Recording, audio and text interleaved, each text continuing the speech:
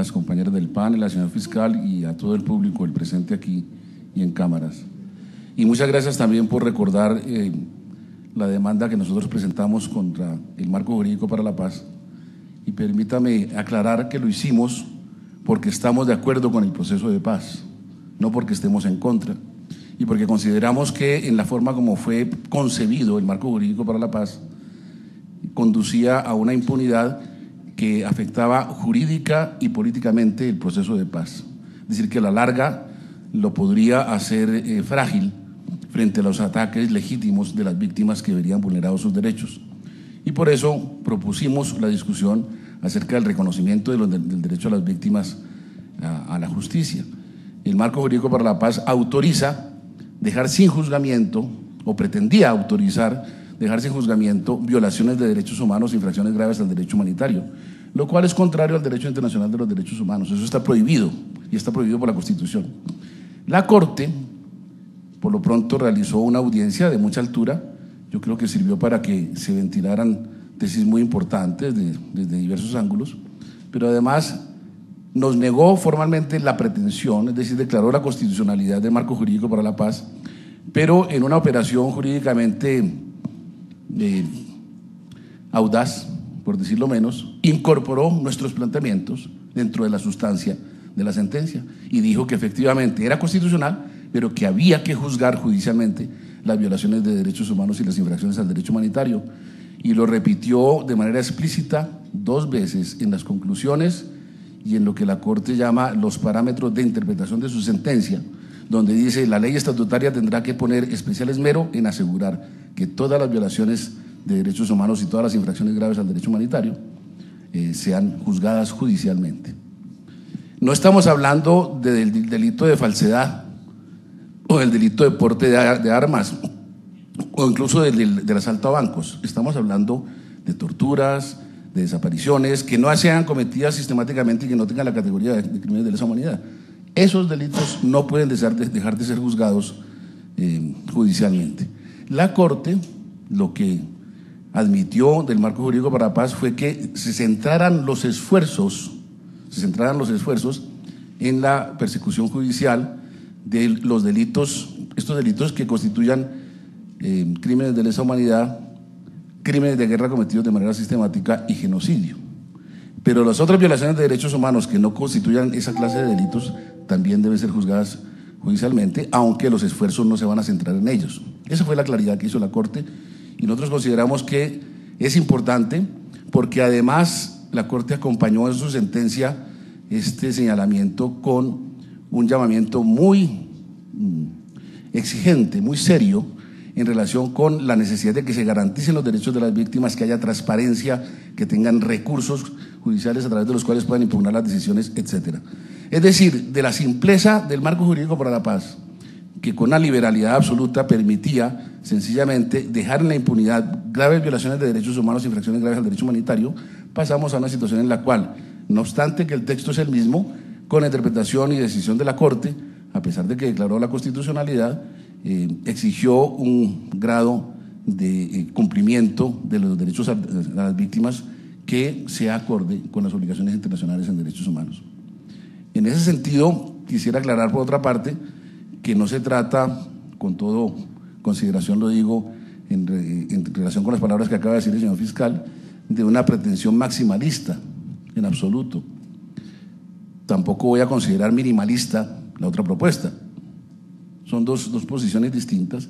Lo importante es que se garanticen los derechos de las víctimas. Y estoy de acuerdo con las críticas que rodearon, o las consideraciones críticas que rodearon la deliberación sobre el Marco Jurídico para la Paz, en el sentido de que son muchos los delitos, el aparato judicial no da abasto, etcétera. Pero eso tiene otro tipo de soluciones. Y la solución no es echar a la caneca las violaciones graves de derechos humanos, infracciones graves al derecho humanitario y dejar de juzgarlas, o pasárselas a una comisión de la verdad bajo criterios de justicia transicional, mal entendida como una justicia de baja calidad. La justicia transicional no fue diseñada para hacer una justicia de baja calidad, todo lo contrario, la justicia transicional fue diseñada para asegurar el máximo de justicia posible en situaciones de gran dificultad de aplicación de justicia, que es distinto. Pero ha hecho carrera la idea de que la justicia transicional es un sustituto ahí, menor. Entonces, ya que no se va a juzgar, que creen una comisión de la verdad, sin muchas consideraciones, que saquen un librito y en 2 renglones digan, el señor fulano de tal fue desaparecido en la fecha tal, en tal parte, por tal grupo, y con esto consideramos que se hizo justicia. Eso no es justicia transicional, ni eso debe ser una comisión de la verdad. Los casos que no se puedan juzgar judicialmente deben ser tratados por una comisión de la verdad, con el rigor, por lo menos, que se trató en Chile, en la comisión de la verdad, que esclareció 3.200 casos, pero con pelos y señales, y dijo, aquí hemos encontrado que ha habido una violación de estos derechos y el Estado debe reconocerlos, y además fue de menos a más. Téngase en cuenta que esa comisión fue creada por un decreto presidencial, no por una ley, estando de jefe del ejército Pinochet, y con una composición de alguna gente que era más o menos simpatizante de su gobierno, y esa comisión fue de menos a más, y fue abriendo espacios, e incluso llegó al final, no solamente a dictaminar lo que acabo de decir, sino a recomendar que se creara otra comisión, porque ellos no habían tenido facultades para investigar delitos de tortura, y entonces que se creara una comisión que pudiera investigar delitos de tortura, porque ellos habían encontrado en sus pesquisas que había habido delitos de tortura y otros, y que se creara una comisión de reparación.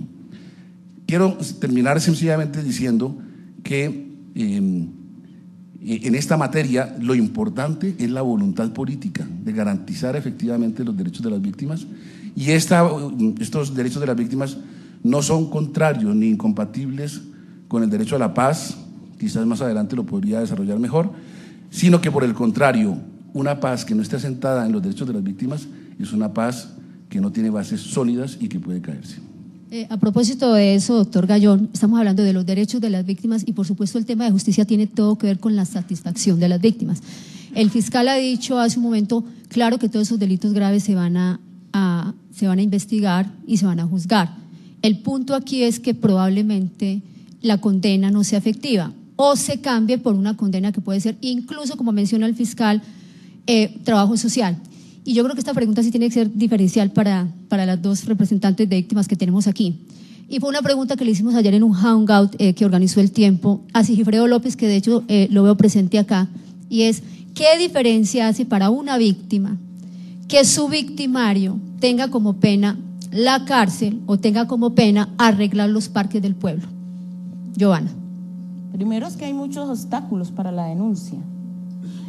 No hay garantías, las mujeres que van a denunciar. Cierto que el derecho a la justicia no es un derecho simple, sino un derecho complejo, que está integrado por varios elementos: el derecho a la verdad, el derecho a la declaración de responsabilidad, el derecho a la sanción, el derecho a la reparación y el derecho a las garantías de no repetición.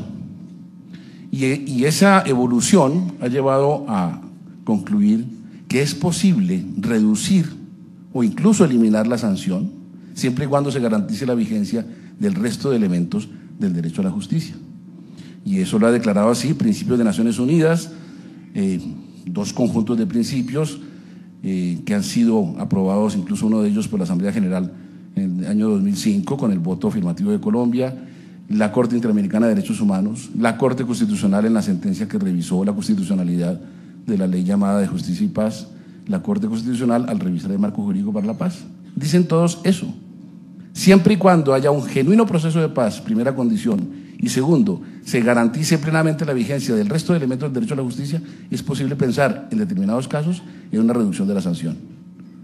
Hay casos en los cuales no, y probablemente la violación sexual sea uno de ellos. Pero hay muchos otros casos en los que sí, y el ataque a un cuartel y otro tipo de conductas propias del conflicto armado. Entonces, sí es posible pensar en que no haya una sanción o que la sanción se mute, se convierta en algo distinto, que sean medidas de reparación fundamentalmente.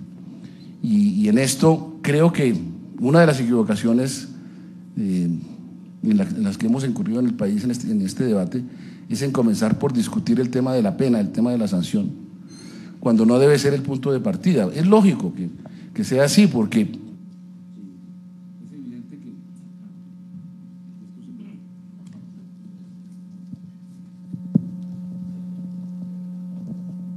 es evidente que se fue el sonido. Es evidente que no se va a negociar la paz para que la gente vaya a la cárcel, para que los combatientes vayan a la cárcel, pero ese no puede ser el punto de partida. El punto de partida de este debate tiene que ser el reconocimiento del daño, un reconocimiento sincero, genuino del daño por parte de los combatientes, que dé lugar a una petición de perdón, igualmente sincera y genuina, y que dé lugar además a una oferta de reparación generosa y amplia, y ojalá conjunta. Y si eso se da así, el proceso tiene bases sólidas para desarrollarse y también las víctimas estarán más dispuestas a perdonar en aras de la paz. Pero si el proceso no tiene ese punto de partida, y si el punto de partida es la negación del daño y la reticencia a pedir perdón, y la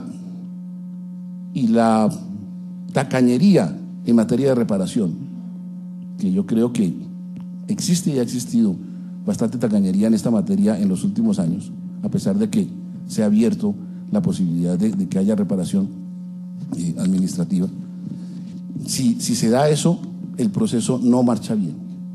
El punto de partida de la discusión y el punto de partida para construir las bases que le den seguridad al proceso en este tema tiene que ser el reconocimiento del daño y lo que se sigue como consecuencia de eso.